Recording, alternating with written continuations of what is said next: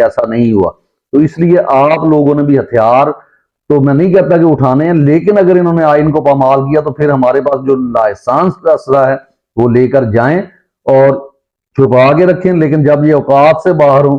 तो in short आपने बल्कि ना भी असला, डंडे लेकर चले जाएं, आप लोग डंडे लेकर जाएं और आपने फार्म 45 ना सिर्फ एक हल्के से जो आपके बल्कि आपके दोस्तों का, सब ने ये काम करना है कि एक एक पोलिंग स्टेशन से फार्म 45 और सिग्नेचर्स के साथ वो लेने हैं, जिसमें तमाम जो वहां के लोग होंगे, जो पोलिंग एजेंट्स होंगे, जो दूसरे लोग होंगे, उन सब के आरओ जो होंगे उन सब के साइन हुए हुए हों, वो आपने लेना है। फिर जो है अगर अदालत से इंसाफ नहीं मिलता, लेकिन बहरहाल कुछ अदालतें हैं जो आपको इंसाफ दे सकती हैं, फिर उसके दरवाजा खटखटाया जाएगा और इनका जो ये धांधली ज्यादा इलेक्शन होगा